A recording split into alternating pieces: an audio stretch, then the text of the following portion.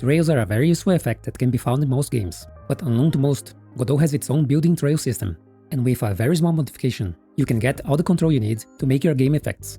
So here's how you can use Godot's built-in trail system for your games. Godot has two types of trails, but they all start with a GPU particle system. So let's create a process material and add a new draw pass. Here we have both trails, the tube trail mesh and the ribbon trail mesh. We'll start with the ribbon trail mesh.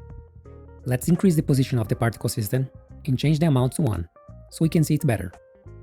But we got no trails yet. We first need to enable the trails. And also, inside the trail mesh, we need to create a material. And inside transform, enable use particle trails. Now, it is finally here. We can kinda see some trails. But they are not all there yet. Our trails are made of two planes, and we can only see one side of them. To fix that, open the material again and change the cool mode to disable, so we can always see the planes. Then, inside shading, set it to unshaded. Now we got some proper trails. You can also change the shape of the trail to flat, for a single plane like most trails. And if you want to make sure your trails are always visible, you can enable Billboard inside the GPU particle drawing section. Just change the transform align to Billboard or trails. They work mostly the same. You can also use the Billboard inside the material, but if you use it here, you need to use the particle Billboard one, as the other one will give you shader artifacts. Now, these trails are very customizable. But first, let's change the process material and set its starting speed to the side. And I'll enable Billboard back on. You can change how long the trail is by changing its lifetime. But doing so, you might start noticing it gets more blocky. And that's because of how the trail mesh works. A trail mesh is divided into sections, and those sections are used across the lifetime of the trail. So a higher lifetime with the same sections makes it look a lot blockier. But if you try to increase the section here right now, it completely breaks the trail. This is actually a bug in Godot, not updating the trail sections to the rendering server. To fix that, you just need to save the scene and reload it. Now it uses the correct sections and doesn't break anymore. But to better showcase what sections are and how they work, I have here a fixed version of Godot with this bug fixed. Which means I can change the values without reloading the scene. And I also added a particle debug here, so we can pause the trails and take a closer look. Now, we have a few important settings here to look at. These trails have two sections, displayed here. If I increase this section to 3, we can see we now got a new zone for our trails, all divided along the trail lifetime. And we can keep increasing it to get smoother trails, since we got more mesh to curve. And each section also has segments. Increasing the segments makes each one more subdivided. This is used to make dynamic size variations more smoothly, as we will see later. And the last important thing is the section length. The default size each one tries to be. Too much and it gets distorted, and too little makes it very flat.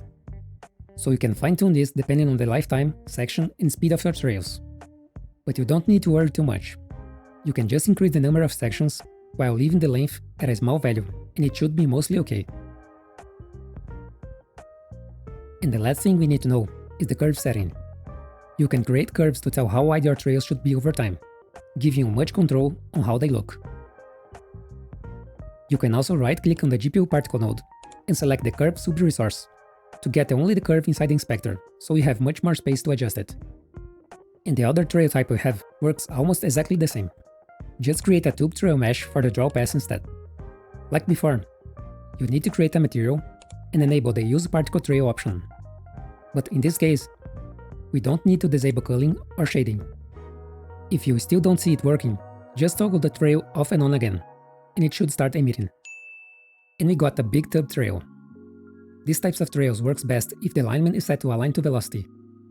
This makes its curves towards its movement direction. And same as before, you can adjust its segments. You can even add custom size curves to make some very interesting trail effects. You can use tube trails with sub-emitters to make some cool effects too. But now, let's go back to our trails.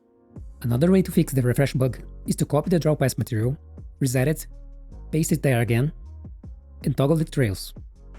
This might be a better way than reloading the scene every time if you are testing out values.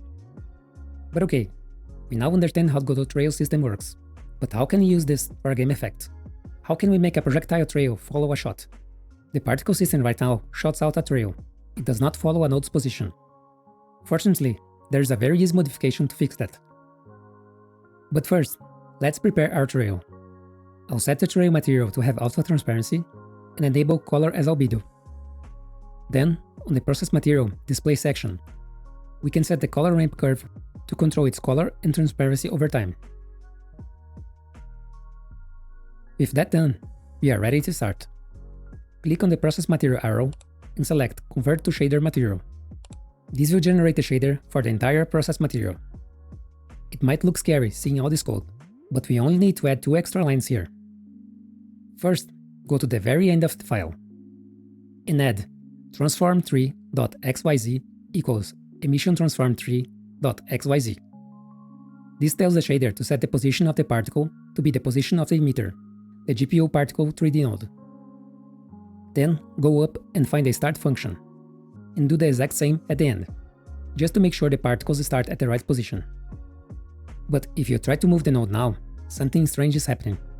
That is because the particle forces are still trying to move it each frame. So for the particle tray to work like we want, we don't want anything that affects the particle position anymore. So let's reset the gravity and the velocities we had before. And if you still don't see it working, make sure the alignment is not using the velocity. Make it either disabled or Billboard. And now we have it. A trail you can move around and use for effects. After adjusting the colors and lifetime, you can make it look great for any effect you might need. Now you can make trails inside Godot for your projects. No add-ons or extras needed. As always, if you'd like to support me, you can get the project files by supporting me on Patreon. I hope you liked this video, and until next time.